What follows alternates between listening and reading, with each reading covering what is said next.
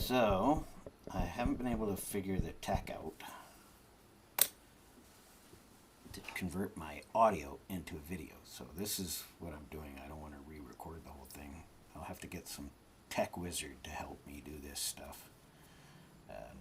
So, what I'm going to do is I'm going to start the podcast and then I'm going to film it with this little camera I have while I flip through some pictures.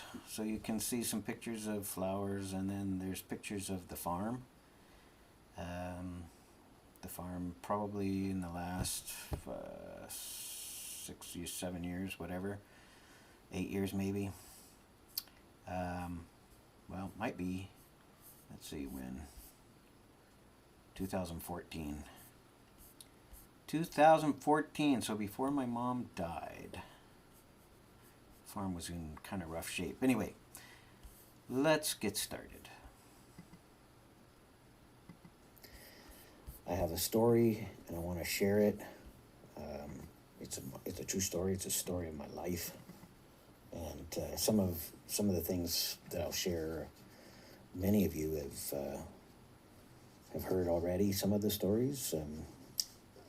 I'd like to maybe in this 15-minute version of a podcast open my life up a little bit, let you see what happened to me as a youngster and even as an adult. There's stories that we all have that just seem to follow us as we do our lives, and sometimes they're interesting and sometimes they're mundane.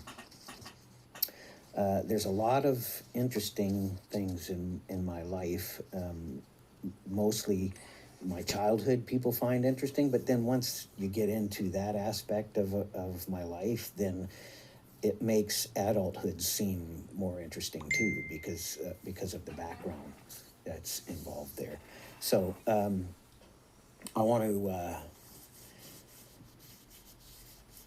to I guess explain certain events in my life, and then do a bit of what I'm calling navel gazing, just to grab your attention. I don't know, just looking at them and sort of how those experiences caused me to form the way that I think, the things that I think, and the method or methods that I use to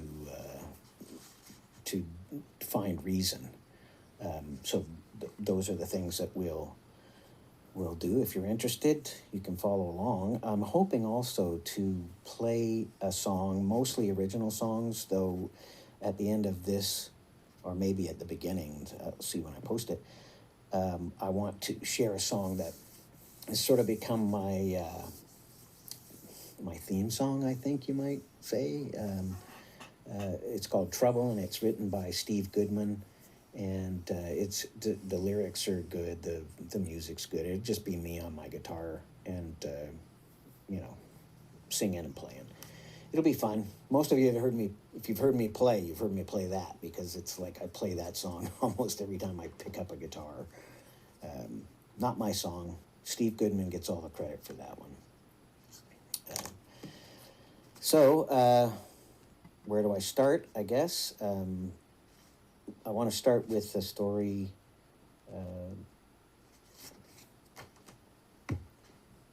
It happened right before my 12th birthday, or my 13th birthday.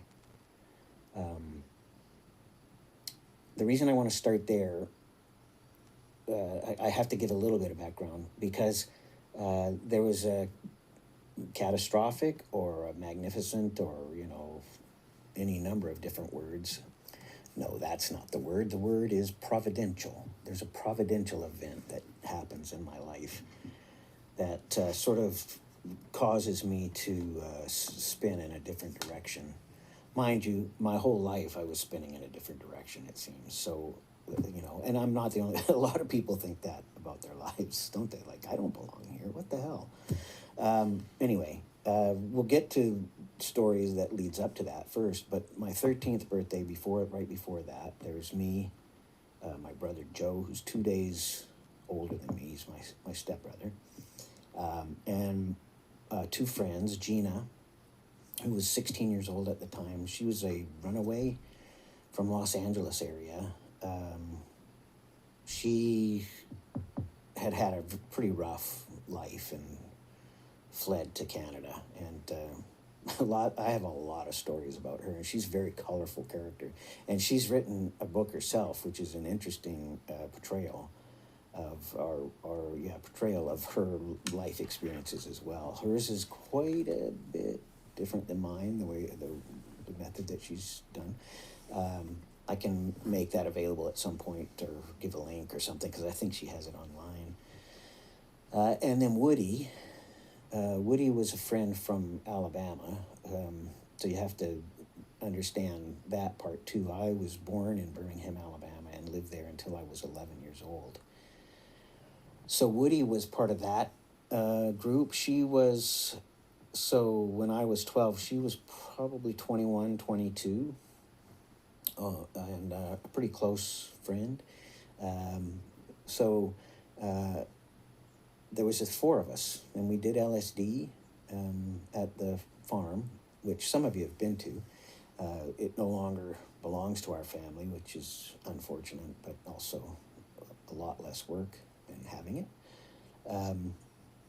So the farm was a commune at this time. The commune was still going. It was just the beginnings of it dying. I think it still went for about a year, maybe a little over that. But the whole dynamic had changed, which I'll get into that in another story. So we were in the main house, which at that time wasn't fully renovated. We'd only had the property for about a year. There was renovations going on in it. And we all took acid, I guess to celebrate Joe's and my birthday. It was before mine. It might have been even a day or two before Joe's, but it was right around that time. I think it was Joe's birthday, but I don't remember for sure. So as we entered into our psychedelic trip, which is what it's called when you take psychedelics, you go and have a trip. I got to a point, and there's a long story of how I got to this point, but I got to a point in that trip where I believed that I was God. I didn't fully have a clear concept of what that was. I had no or very little Christian understanding, but I did have an understanding of God and the devil, or Christ and Satan, I guess. At that time, I didn't say I was Christ. I said I was God. I believed I was God, and I was God representative on earth. So it was a very bizarre sort of trip. The trip lasts for like 12 hours or 14 hours or 15 hours. It depends. But as the trip progressed, and that thinking I was God was probably when I was peaking. So when peaking is at the highest point, when I was as high as I was going to get. From then it's called coming down. So as I was coming down, then I realized I'm not God.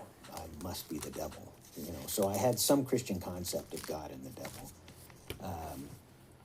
So as I progressed in this, as we went through the evening, and I thought I was God, then I thought I was the devil. These two girls were doting on me, or that's how I remember it. I remember Joe being kind of freaked, and Joe had a different history than mine. He had some religious training, some spiritual understanding about Christianity, some kind of understanding about Christianity. I had virtually none, So when it was all said and done, I realized I wasn't, like as I was coming down, I realized I wasn't God or the devil. I was me. I was just a boy, a preteen, about to be a teenager, sort of, you know, entering the world of adulthood, I guess. I don't know. It was a very bizarre evening, as most trips are, and it imprinted pretty soundly on my psyche. Regardless, we all crashed, went to sleep, and when we woke up, it was late in the day by my memory, and Gina had already been up and had gone outside and was, who knows what she was doing, but she came running inside, and we were all vegging out, probably token up, I don't remember. Sitting on the couch token up or just vegging out. And she said, look, I've had this vision.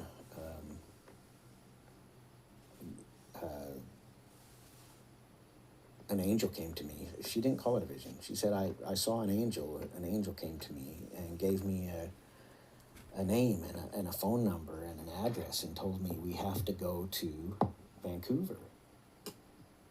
So the three of us, the two girls and myself, we were all like, okay, well, I guess we'll go to Vancouver. And we invited Joe too, and he was like, no, I think I'll not go. So, and he had his reasons. So we ended up going to Vancouver, and I guess that's that. Tune in next time.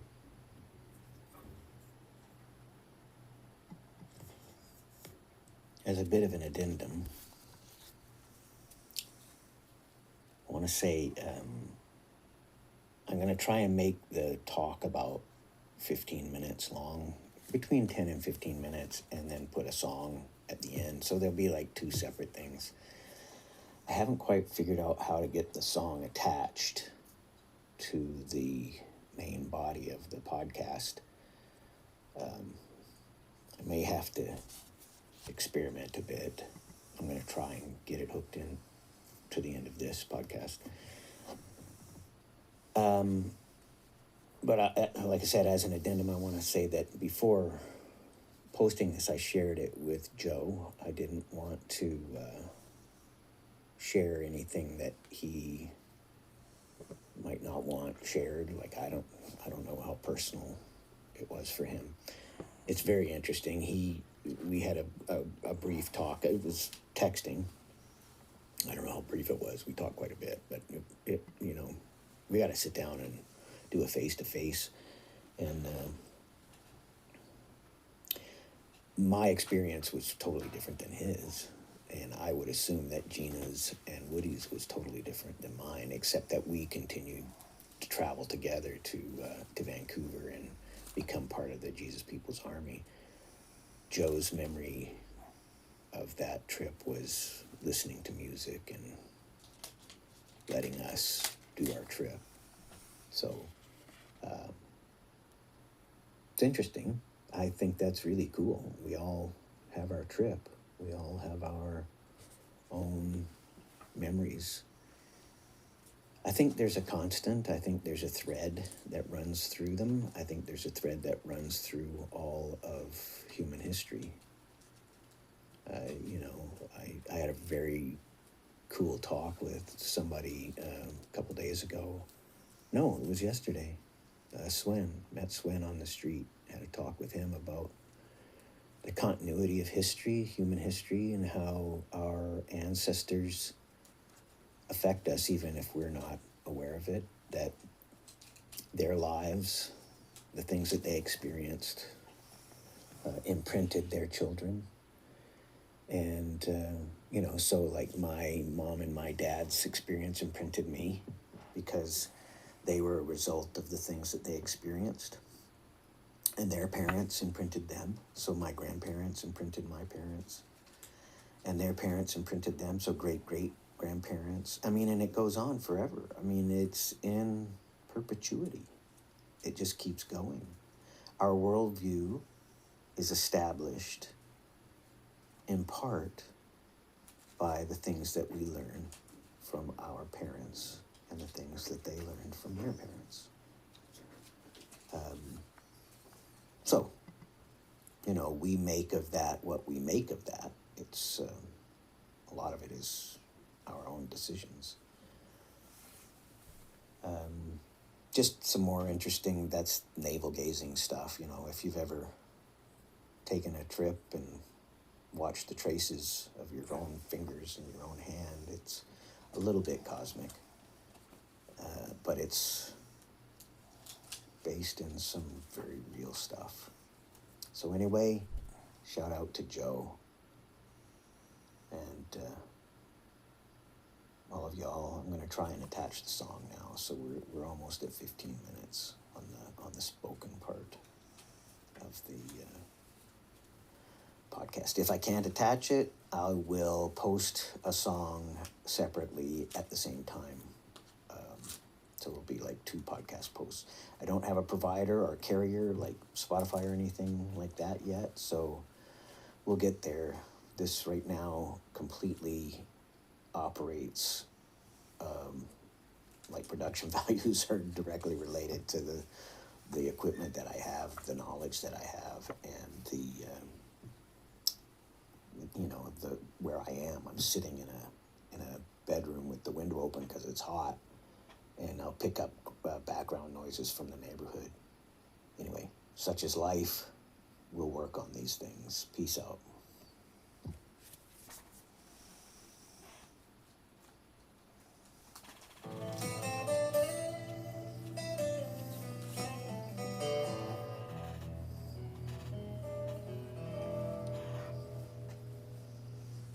Well, the first time you take a drink, it makes you spit and sputter, shiver and shudder, mumble and mutter. The next one tastes so sweet it makes you want another. And now you're drinking all the time.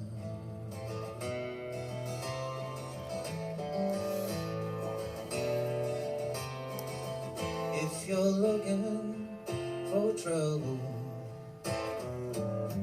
trouble will find you. Trouble will find you. Trouble will find you.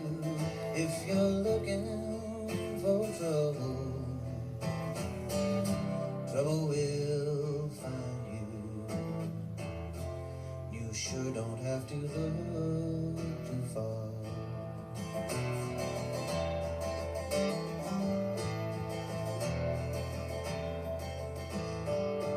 The first time you shade the truth, you want to run and hide.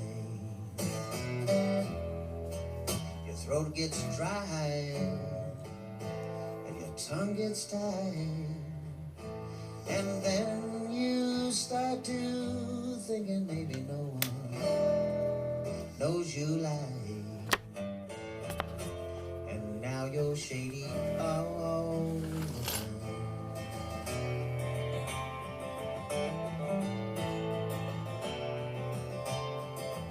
If you're looking for trouble, trouble will find you. Trouble will find you. Deaf, dumb, and blind you. If you're looking for trouble, trouble will find you. And you sure don't have to look too far.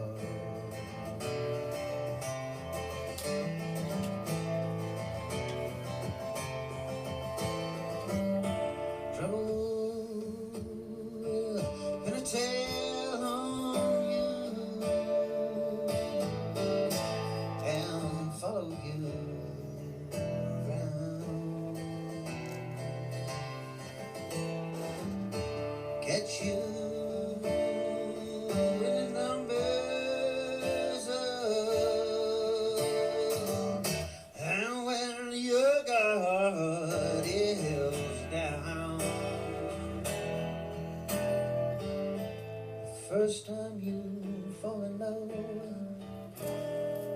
the skies are sunny.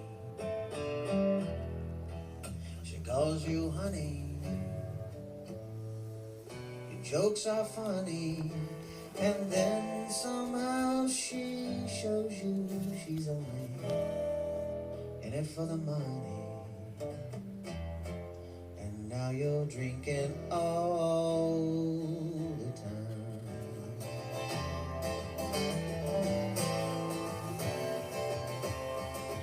If you're looking for trouble, trouble will find you. Trouble's gonna find you, deaf, dumb, and blind you. If you're looking for trouble, let me remind you, you sure don't have to look too far.